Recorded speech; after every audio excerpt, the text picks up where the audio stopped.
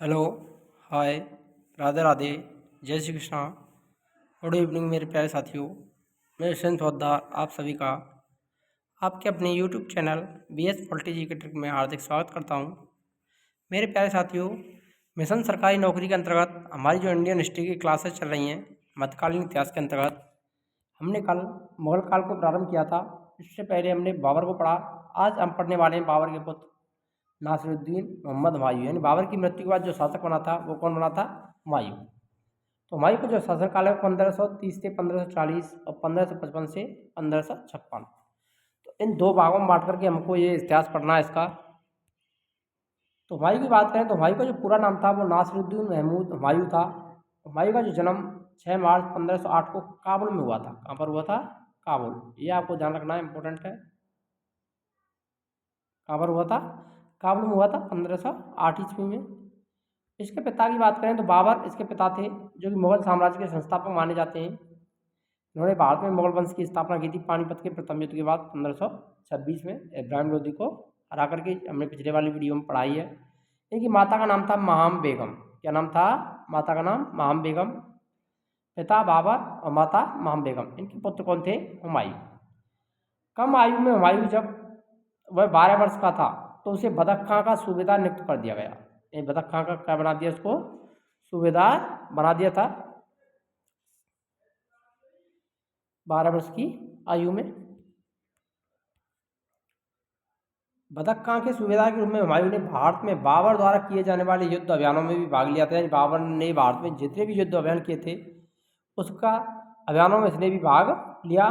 बाबर ने अपने मृत्यु के पहले ही हुमायूं को अपना उत्तराधिकारी घोषित कर दिया। इंपॉर्टेंट है। यानी बाबर के जितने भी पुत्र थे उनमें हुमायूं को इसने अपना उत्तराधिकारी बना दिया था मरने से पहले।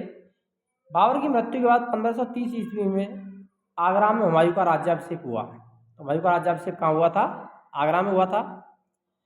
बाबर के जो पुत्र और पुत्रियां हैं उनको याद कर सकते हैं हमने। हुमायूं, कामरान, अस्करी, हिंदाल, गुलबदन बेगम। हमने इसकी ट्रिक कल वाले वीडियो में बताई थी बाबर के पुत्रों की। हुक्का आई, हुक्का आई, गुलाब, हुक्का आई, गुलाब। उस पुत्रों को याद करना है तो हुक्का आई, 4 पुत्र, गुलाब से गुलबदन बेगम, जिसने बाद में हुमायूं नामक पुस्तक भी लिखी थी गुलबदन बेगम ने। तो बाबर के जो चारों पुत्र थे, तो बाबर के कहने अनुसार ही हुमायूं ने अपना जो साम्राज्य अपने भाइयों में बांट दिया था। तो देखिए, अपने पिता के निर्देश के अनुसार हुमायूं ने अपने राज्य का बंटवारा अपने भाइयों में कर दिया। यानी बाबर ने कहा था कि अपना जो साम्राज्य है उसको अपने भाइयों में बांट देना। साम्राज्य का विभाजन इसके द्वारा जो किया गया था, कामरान, अस्करी, हिंदाल ये इसके भाई थे और सुलेमान मिर्जा कौन था? चाचा।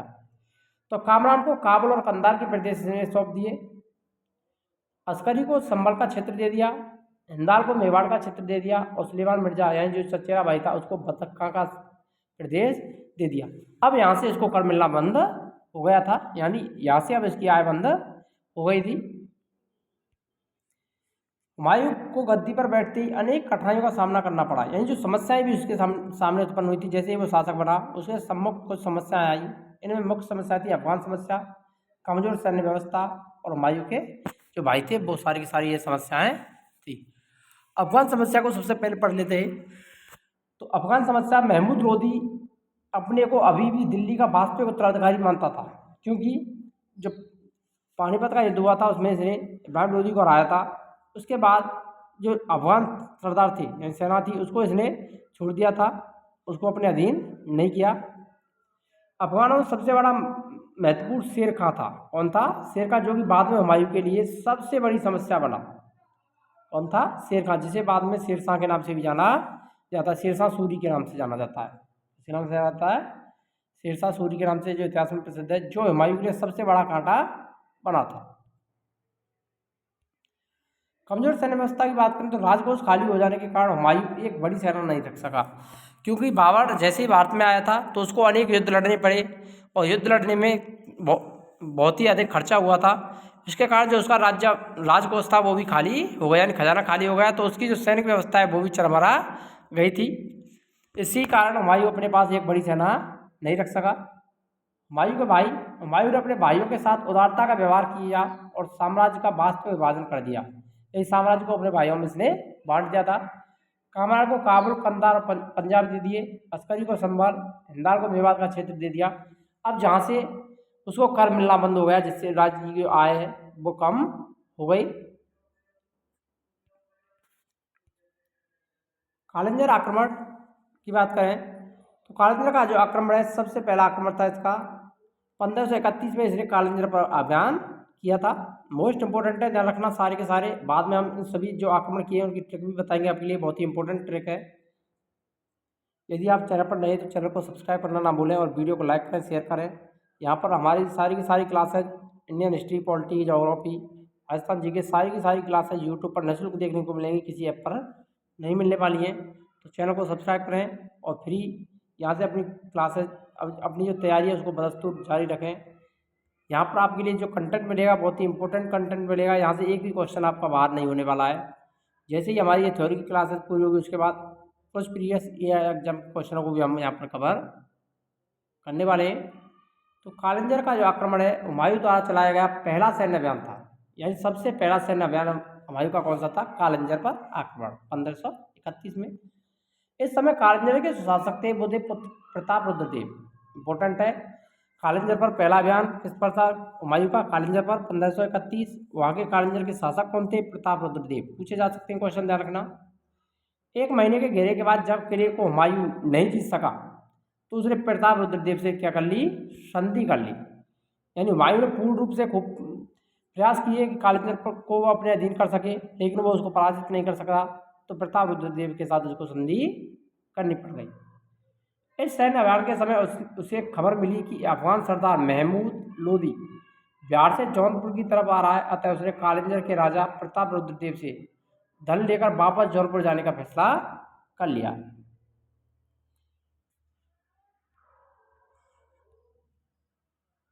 दोरिया का युद्ध इसके द्वारा लड़ा गया दूसरा युद्ध था, जो कि 1532 में लड़ा गया। कब लड़ा गया था? 1532 में। दोरिया का युद्ध हुमायूं और महमूद लोदी की सेना के मध्य, ध्यान रखना किसके मध्य लड़ा गया था? महमूद लोदी और हुमायूं के बीच 1532 में। इस युद्ध में महमूद लोदी की पराजय हुई और हुमायूं की विजय हुई थी। चुनार का प्रथम घेरा 1532 में। चुनार का किला इस समय शेर खां के अधीन था। किसके अधीन था? शेर खां के अधीन था। हुमायूं 4 महीने तक इस किले को घेरे रखा, लेकिन जीत नहीं सका। शेर खां बाद में लड़ने की स्थिति में नहीं रहा, उसने हुमायूं के साथ संधि कर ली। शेर खान यानी शेरशाह ने हुमायूं के साथ में संधि कर ली थी चुनार के घेरे के बाद। इसके बाद मालवा और गुजरात अभियान किया इसने 1534 और 35 ईस्वी में। इस समय मालवा के शासक बहादुर शाह थे। कौन थे? बहादुर शाह, ध्यान रखना।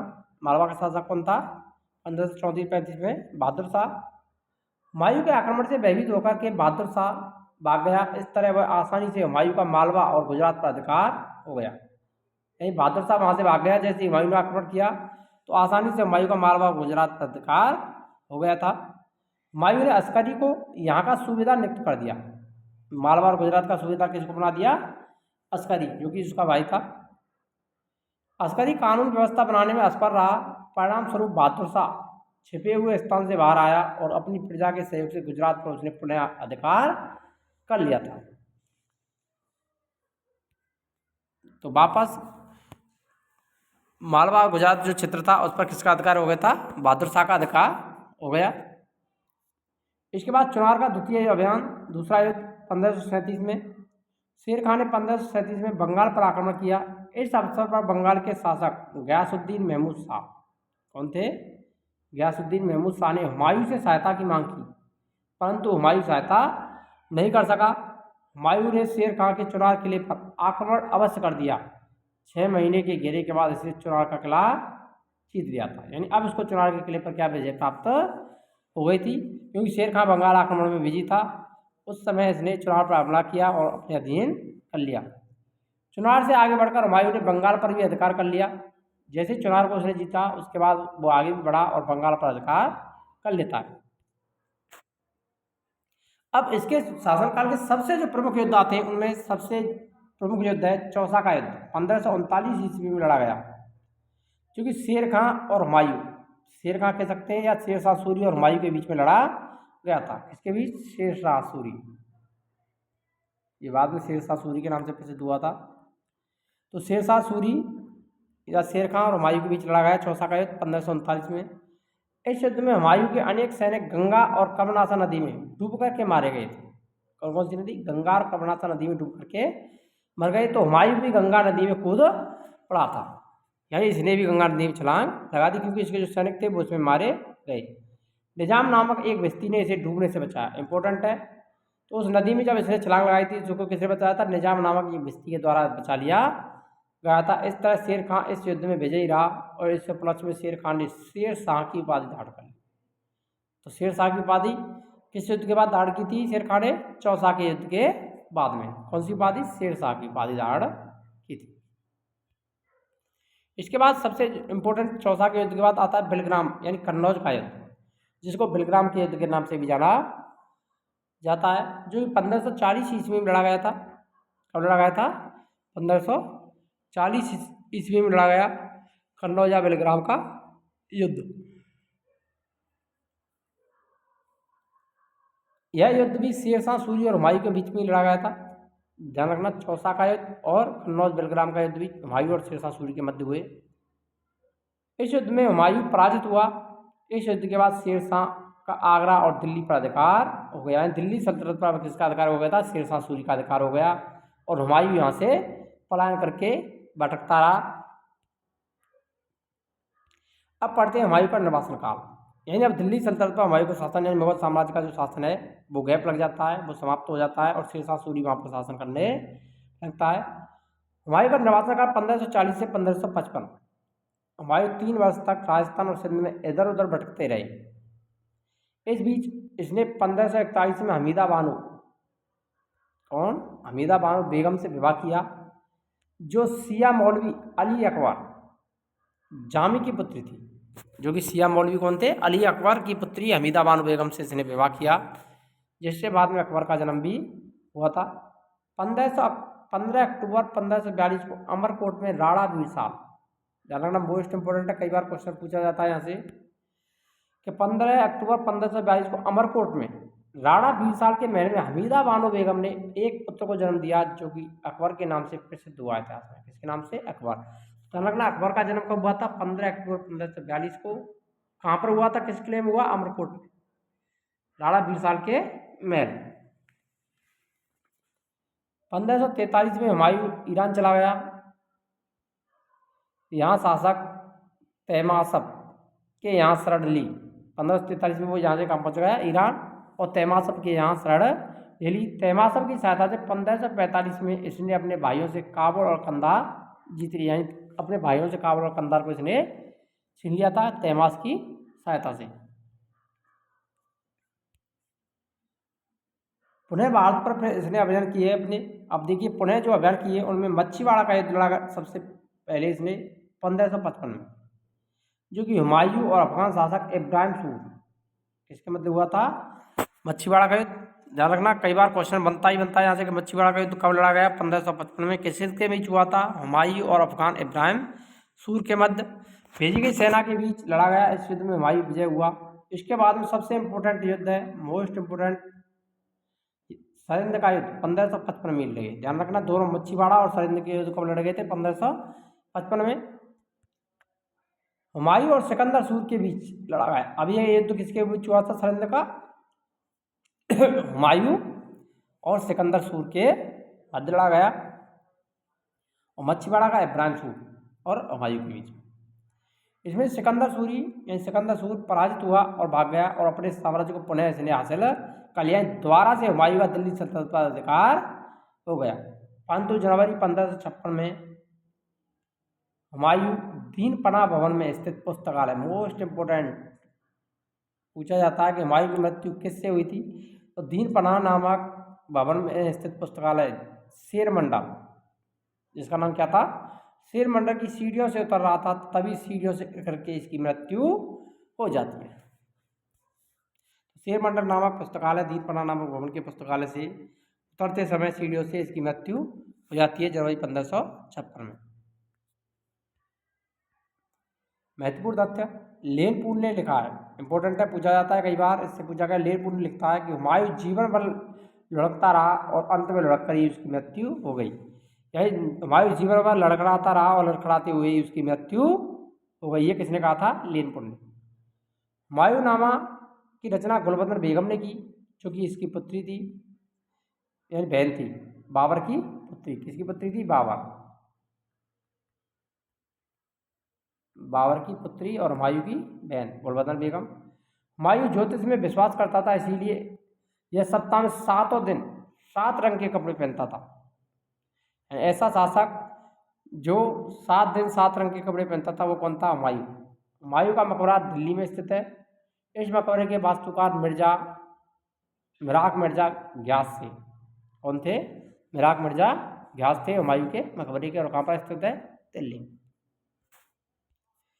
आइए अब हुमायूं द्वारा लड़े गए जो युद्ध हैं उनको आप एक बार रिवाइज कर लेते हैं, और ट्रिक के जरिए आपको ये हमेशा याद रहने वाले हैं। इस ट्रिक को आपको भूलना नहीं है, तो आसानी से हुमायूं द्वारा लड़े गए युद्धों को याद कर सकते हैं आप। ट्रिक है काला दौड़ चुना चौंका मच्छी का सर। यानी काला दौड़ चुना था, जिसको देख करके किसका सर चौंक गया? मच्छी का सर चौंक गया। काला दौड़ चुना चौंका मच्छी का सर। काला दौड़ चुना चौंका मच्छी का सर। इस ट्रिक के जरिए आप क्रमबद्ध रूप से हुमायूं द्वारा लड़े गए युद्धों को याद रख सकते हैं। तो काला से बन जाता है कालिंजर का युद्ध, दौड़ से बन जाएगा दोहराया का युद्ध या दौरैया का युद्ध, चुनार से बन जाता है चुनार का युद्ध, चौ से बन जाएगा चौसा का युद्ध, का से बन जाता है कन्नौज या बिलग्राम का युद्ध, मच्छी से बन जाता है मच्छीवाड़ा का युद्ध, और सर से बन जाता है सरहिंद का युद्ध। काला दौड़ चुनार चौका मच्छी का सर। तो ये हुमायूं द्वारा लड़े गए प्रमुख युद्ध हैं। अब डेट भी देख लेते हैं। 1531 सबसे पहला अभियान कालिंजर पर किया था। प्रथम अभियान फर्स्ट अभियान कहाँ पर था? फर्स्ट है प्रथम युद्ध कालिंजर पर। दूसरा दोहराया पर 1532 और चुनार का युद्ध। प्रथम युद्ध चुनार का 1532 में दोबारा आक्रमण किया था चुनार पर इसने। चौथा का युद्ध 1539, 1540 में कन्नौज बिलग्राम का युद्ध, 1555 और 1555 में मच्छीवाड़ा और सरहिंद के युद्ध लड़े गए। कालिंजर का युद्ध लड़ा था प्रताप रुद्रदेव से, इसके साथ संधि की।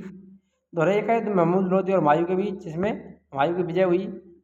चुनार का युद्ध शेर खां यानी शेरशाह सूरी के बीच, जिससे संधि की थी। चौथा का युद्ध शेर खां, जिसमें हुमायूं पराजित हुआ, और कन्नौज बिलग्राम के युद्ध, दोनों में शेरशाह के द्वारा इसको पराजित कर दिया था। शेर खां ने शेरशाह की उपाधि चौसा के युद्ध के बाद में धारण की थी। ये हमने पढ़ी लिया पहले, उपाधि थी। मच्छीवाड़ा का युद्ध इब्राहिम सूरी, जिसमें हुमायूं की विजय हुई, और सिकंदर सूर के मध्य सरहिंद का युद्ध लड़ा, जिसमें हुमायूं की विजय हुई थी। आइए अब प्रीवियस ईयर एग्जाम के क्वेश्चन हैं उनको यहाँ पर कवर कर लेते हैं। हुमायूं का जन्म कब और कहाँ हुआ था? 6 मार्च 1508 को काबुल में। तो कहाँ पर हुआ था? 6 मार्च 1508 को काबुल में हुआ था। ए वाला ऑप्शन राइट हो जाएगा यहाँ पर। दिल्ली की गद्दी पर बैठने से पहले हुमायूं कहाँ का सूबेदार नियुक्त था? Group D 2018। अलवर का, मेवाड़ का, कंधार का, बदख्शां का। तो हुमायूं का कहाँ का सूबेदार बनाया गया था? बदख्शां का सूबेदार। 12 वर्ष की आयु में। सी वाला ऑप्शन सही हो जाएगा। निम्न नामों से उसे चिन्हित करिए जो हुमायूं के भाइयों में से किसी का नाम नहीं था। उस्मान, कामरान, अस्करी, हिंदाल। तो हुक्का आई हुमायूं, कामरान, अस्करी, हिंदाल। तो उस्मान नहीं था। ये वाला ऑप्शन राइट रहेगा यहाँ पर। किसी ने चौसा के युद्ध 25 जून 1539 में हुमायूं को पराजित किया था? शेरशाह सूरी, शेर खां ने, महाराणा प्रताप ने, शिवाजी ने, इनमें से कोई नहीं। तो कौन था? शेर खां। शेरशाह सूरी के द्वारा चौसा के युद्ध में इसको हराया था, और शेर खां ने शेरशाह की उपाधि धारण की थी। ये वाला ऑप्शन राइट रहेगा। शेर खां, शेरशाह सूरी और हुमायूं के बीच बिलग्राम और कन्नौज का युद्ध कब लड़ा गया था? 17 मई 1540, 25 जून 1539, 17 मई 1531, 28 जून 1539।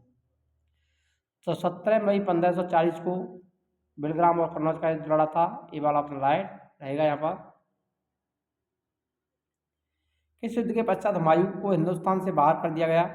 तो कन्नौज या बिलग्राम के युद्ध के बाद वो यहाँ से बाहर चला गया था। सी वाला ऑप्शन राइट हो जाएगा।